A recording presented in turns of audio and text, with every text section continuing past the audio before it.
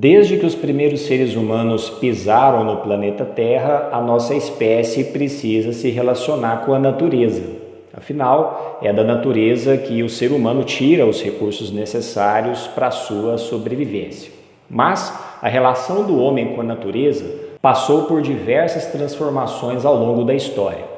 Se nós voltarmos, por exemplo, a milhares e milhares de anos atrás, lá na época em que viviam os primeiros seres humanos a habitarem o planeta, nós vamos perceber que naquele contexto os seres humanos basicamente viviam da caça, da pesca e da coleta de alimentos, ou seja, os seres humanos daquela época viviam muito próximos da natureza.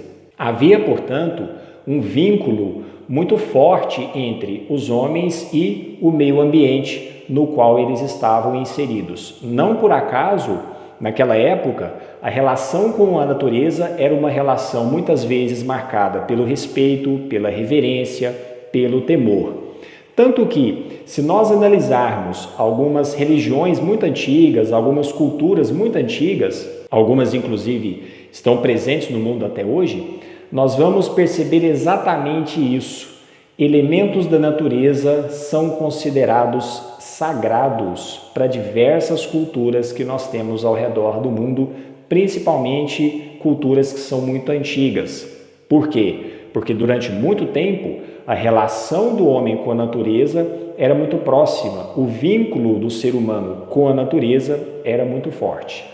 No Brasil, por exemplo, nós temos aí o caso das populações indígenas, que são populações que têm nas suas culturas, nas suas crenças religiosas, uma relação muito próxima com a natureza, um vínculo muito forte com o meio ambiente, com as plantas, com os animais e tudo mais. A gente também percebe isso em religiões de matriz africana, lembrando que a África é o continente onde surgiu a espécie humana pela primeira vez. E muitas das religiões mais tradicionais da África, muitas das culturas mais tradicionais da África se fazem presentes também no Brasil por conta aí do nosso processo histórico. A população brasileira se formou com a presença aí dos africanos escravizados que foram trazidos para cá desde o período colonial.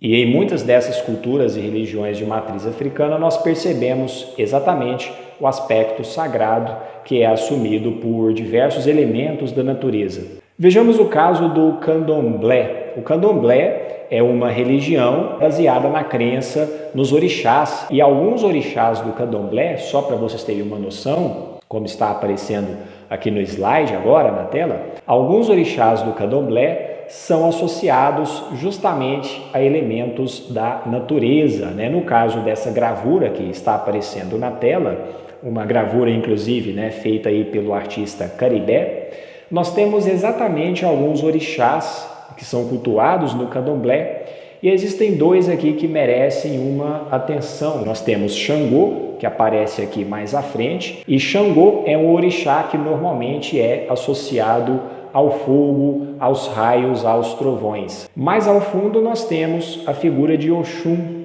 Oxum é uma orixá que geralmente é associada à água doce, aos rios, às cachoeiras. Então percebam que no caso do candomblé, essa religião de matriz africana, que está presente em várias regiões do Brasil, nós temos exatamente o aspecto sagrado de elementos da natureza que são associados a alguns orixás, a algumas divindades.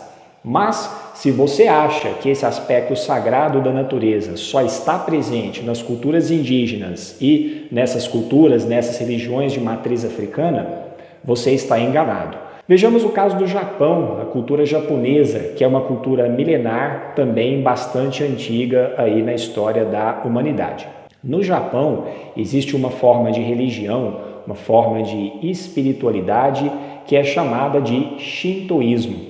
E dentro do Shintoísmo, nós temos exatamente a noção de que a natureza é algo sagrado. Então, essa cultura shintoísta, muito comum, muito tradicional no Japão, é uma cultura baseada na crença de que Na natureza existem espíritos, então você tem o espírito de um rio, o espírito de uma floresta, o espírito de uma montanha, o espírito que é materializado num animal, por exemplo. Então a natureza aparece como algo sagrado nessa cultura japonesa de base shintoísta. Sabe onde a gente consegue perceber isso claramente?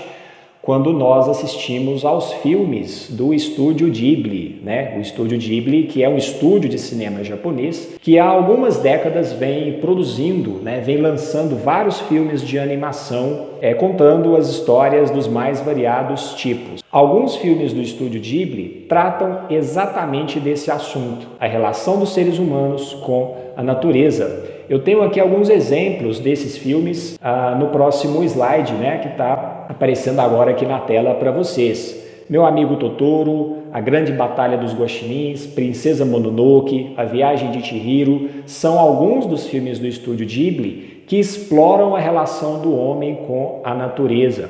Então a natureza aparece como algo sagrado e mais do que isso, em vários desses filmes nós temos o seguinte raciocínio: todas as vezes que o ser humano de alguma maneira entra em conflito com a natureza, o equilíbrio do mundo é prejudicado. Então nós percebemos, né, nos filmes do Estúdio Ghibli exatamente essa noção de que a natureza é algo sagrado e que, portanto, deve ser respeitado. E por que eu estou citando, pessoal, as culturas indígenas, as religiões de matriz africana e essa cultura japonesa de base shintoísta? Por que eu estou falando disso tudo? É justamente para mostrar para vocês que algumas das culturas mais antigas, né, que nós temos no mundo, elas são baseadas em uma relação muito forte entre o homem e a natureza. É um vínculo muito forte que existe entre essas duas esferas. Essa proximidade do homem com a natureza tem a ver com a própria história. Se nós pegarmos, por exemplo, o livro Sapiens, escrito aí pelo Yuval Noah Harari, a gente vai ter algumas informações interessantes sobre isso. De acordo com Harari, nesse livro, né, que se chama Sapiens, há milhares de anos atrás, pelo próprio estilo de vida que os primeiros seres humanos levavam, o que acontecia era que aqueles seres humanos tinham que ter uma relação muito próxima com a natureza. Eles tinham que desenvolver um conhecimento muito aprofundado sobre a natureza. Por exemplo, na época em que os seres humanos viviam da caça, da pesca, da coleta de alimentos, eles precisavam saber como que a natureza funcionava, qual que era o comportamento de alguns animais, em quais regiões eles podiam encontrar espécies comestíveis de plantas, de frutos, por exemplo. Eles tinham que desenvolver formas, estratégias de prever mais ou menos quando que ia chover, como é que o clima ia se comportar numa determinada época do ano. Então percebam que o próprio estilo de vida forçava aquelas pessoas a adquirirem muitos conhecimentos a respeito da natureza. O Harari, no livro, ele até faz um comparativo, né? Que é quando ele compara aqueles seres humanos que viveram há milhares de anos atrás com nós que vivemos no mundo de hoje, muitas vezes passando a maior parte do tempo dentro das cidades, dentro do espaço urbano e, portanto, sem ter muito contato com o meio ambiente, com a natureza. Nós, de hoje em dia, não temos, né, uma relação tão próxima, muitas vezes, com a natureza da forma como aqueles primeiros seres humanos tinham. Então vejam que a relação homem-natureza ela muda ao longo do tempo, né? Ela tem momentos em que ela vai ser marcada por uma maior proximidade entre o homem e a natureza, e também há momentos em que o que vai acontecer na verdade é um afastamento do homem em relação à natureza, dependendo do contexto, dependendo da época. Então nós falamos, né, de uma relação que passou por mudanças ao longo da história. Um aspecto que é sempre discutido quando nós falamos das relações entre o homem e a natureza diz respeito aos impactos que a ação humana provoca no meio ambiente. Muitas vezes as pessoas têm o seguinte pensamento: hoje em dia o ser humano provoca muitos impactos na natureza, mas nem sempre foi assim. Antigamente, há milhares de anos atrás, o ser humano tinha uma relação mais amistosa com a natureza, mais harmoniosa com a natureza. Muita gente defende essa ideia, porém, ela é um pouco equivocada, pessoal. Por quê?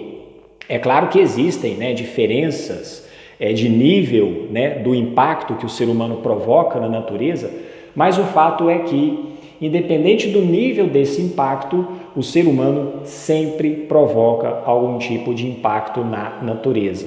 Voltando ao livro Sapiens, do Yuval Harari, que eu citei agora há pouco, nesse livro, em algumas passagens, o Harari vai dizer que, há milhares de anos atrás, à medida em que o ser humano se espalhava por várias partes do mundo, chegava nas mais diferentes regiões, o que aconteceu foi que a própria presença humana acabou provocando muitas vezes a extinção de diversas espécies de plantas e também de animais. Então vejo que mesmo naquela época, a presença humana, a ação humana gerava impactos na natureza.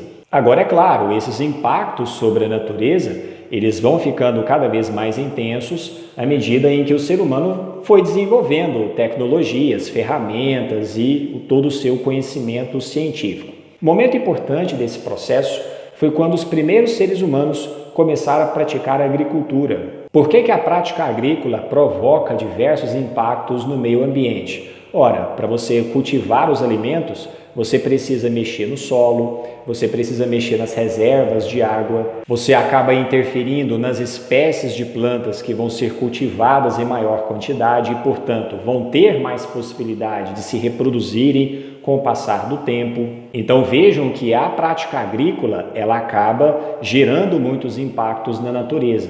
Evidentemente, a humanidade foi ao longo da história desenvolvendo técnicas agrícolas dos mais variados tipos para tentar reduzir um bocado esses impactos, né? Tentar diminuir um pouco o nível desses impactos, mas o fato é que eles sempre acontecem.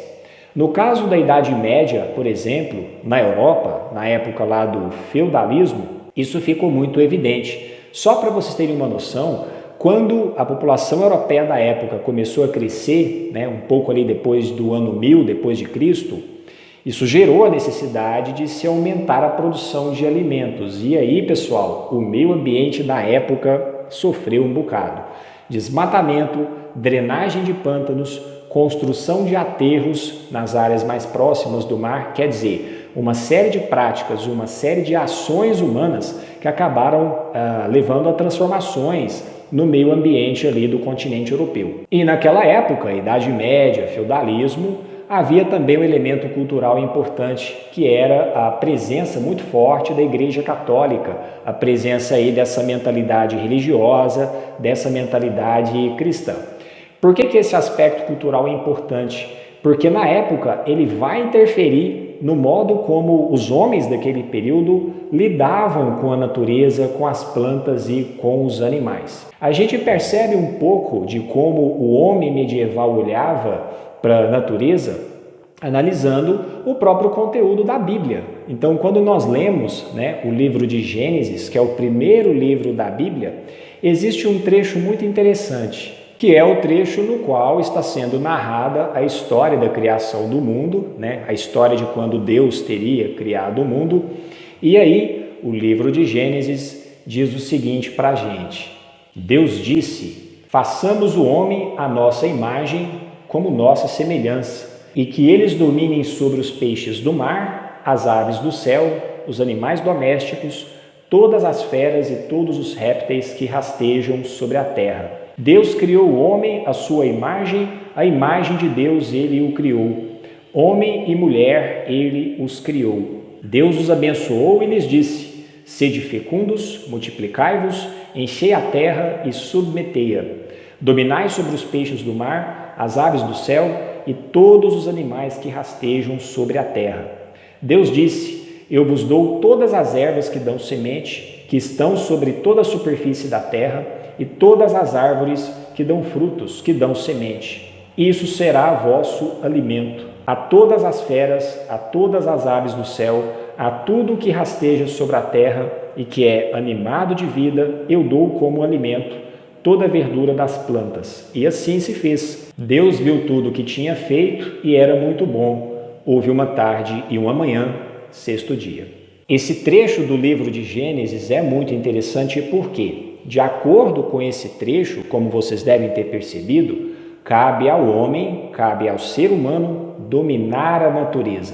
É como se a única função da natureza fosse atender às necessidades humanas. O que nós temos aqui, portanto, é uma justificativa para a dominação do homem sobre a natureza, uma justificativa que, inclusive, é baseada aí na própria ideia de vontade divina.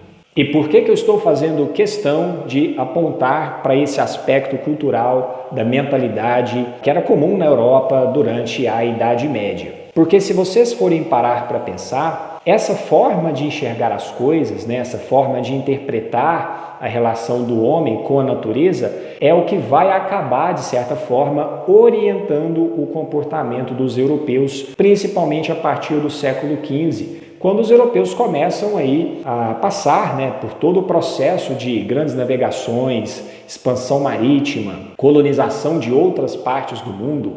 Os europeus vão montar colônias na América, na África, na Oceania, na Ásia. Então, todo esse processo de expansão dos países europeus vai se basear nessa convicção de que caberia a eles, europeus, cristãos, dominarem a natureza nas mais diferentes regiões do mundo.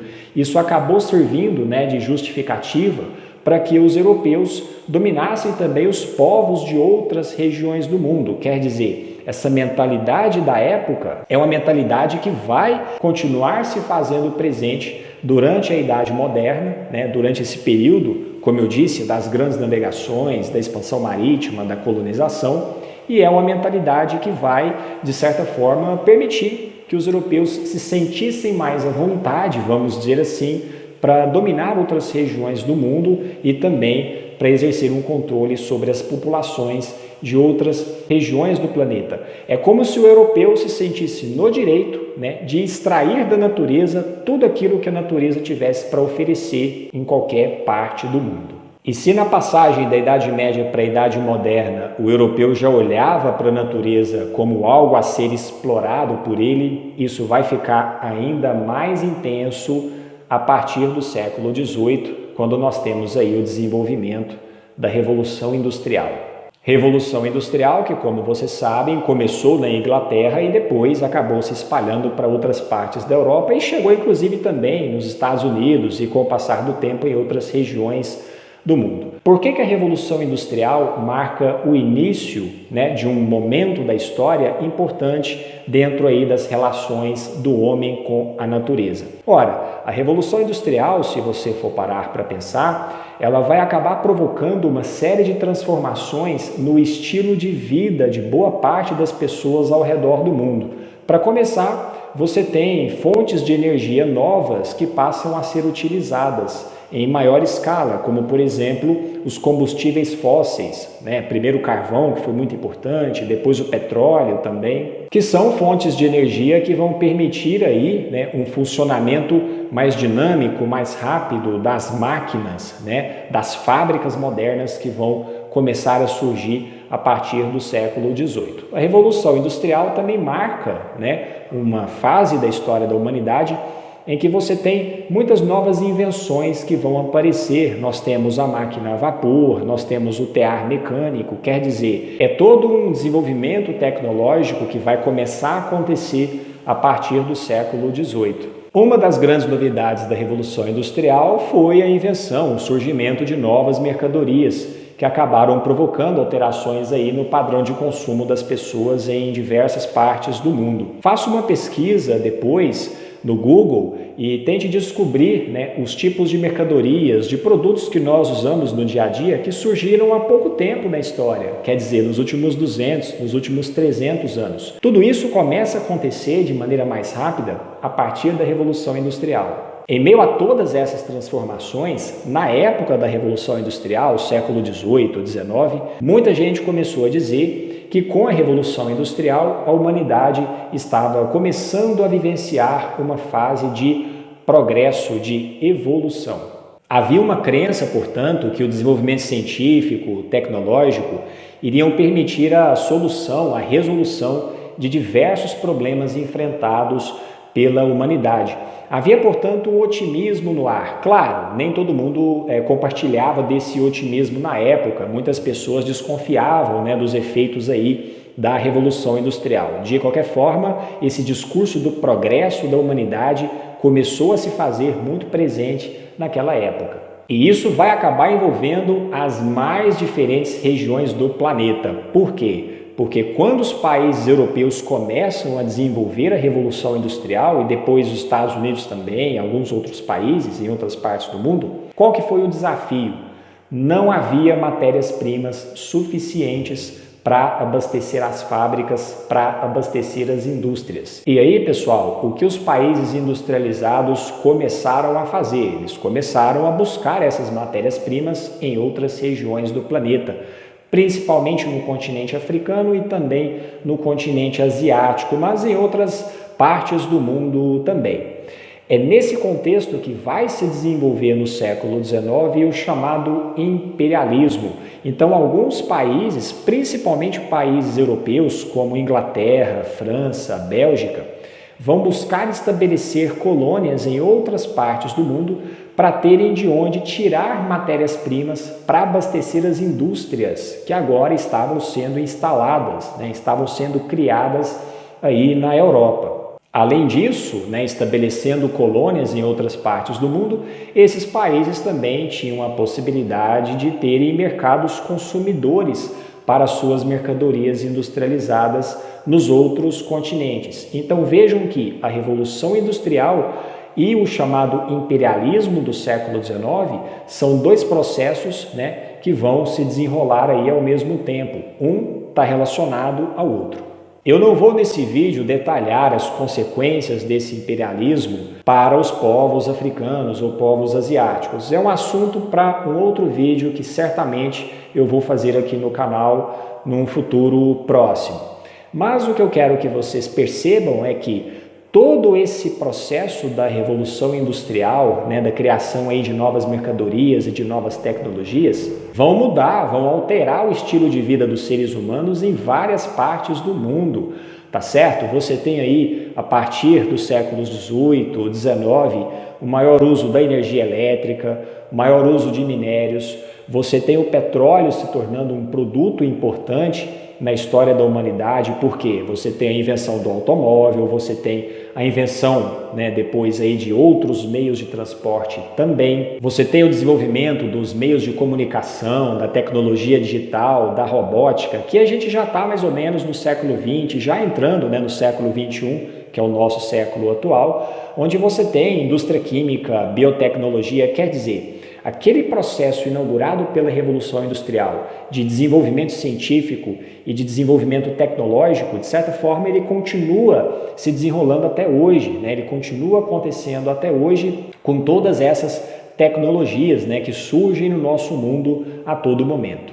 E como resultado de todo esse processo histórico, nós vamos ter aí consequências importantes no modo como nós, seres humanos, nos relacionamos exatamente com a natureza. É muito importante a gente não perder de vista que, a partir do momento que você tem a Revolução Industrial, a criação de novas mercadorias, você passa a ter também um estímulo muito grande ao consumismo. Então, a história da humanidade nos últimos 200, 300 anos, ela tem no consumismo uma característica marcante, que é justamente essa vontade que as pessoas têm a todo momento de adquirirem os produtos que as fábricas e as indústrias vão lançando de tempos em tempos. Esse hábito nosso de fazer compras, de às vezes comprar uma quantidade de produtos que é superior ao que a gente realmente precisa, de ficar horas e horas andando pelos shopping centers ao redor do mundo, de comprar produtos de marcas específicas por conta do status que ter certos produtos produz. Claro, toda uma noção, toda uma cultura aí que é muito influenciada pela indústria do marketing, da publicidade, da propaganda. Então, o consumismo, a partir da Revolução Industrial, ele vai se tornar algo muito comum em diversas sociedades ao redor do mundo, a partir aí dos séculos XIX, XX, até chegar no atual século XXI. Aí você se pergunta, qual é o problema disso? Bom, o problema disso é que dentro desse contexto, as relações do homem com a natureza, infelizmente, acabam ficando cada vez mais deterioradas. Nós temos acompanhado nos últimos anos uma série de notícias relacionadas a desmatamento, a queimadas, a poluição dos rios, do mar, do ar, a morte de animais silvestres, alguns inclusive, passando aí a sofrer o risco de entrar em extinção. Quer dizer, o padrão de consumo atual da humanidade, ele acaba tendo como efeito, como consequência, uma série de impactos sobre a natureza, sobre o meio ambiente. Então isso acaba virando uma coisa muito preocupante para o nosso contexto atual. Até mesmo porque muitos dos recursos naturais que a natureza oferece para a gente, eles não são recursos infinitos. Eu tenho aqui, inclusive, nesse slide que está aparecendo na tela, algumas manchetes publicadas recentemente que apontam exatamente para isso. Quer dizer, o atual padrão de consumo de várias partes do mundo, que é muito ligado à questão do consumismo exagerado, é um padrão de consumo que tem o potencial aí de esgotar os recursos oferecidos pela natureza. É claro, a gente precisa ver no futuro como a ciência, como a tecnologia vão se inserir nesse processo.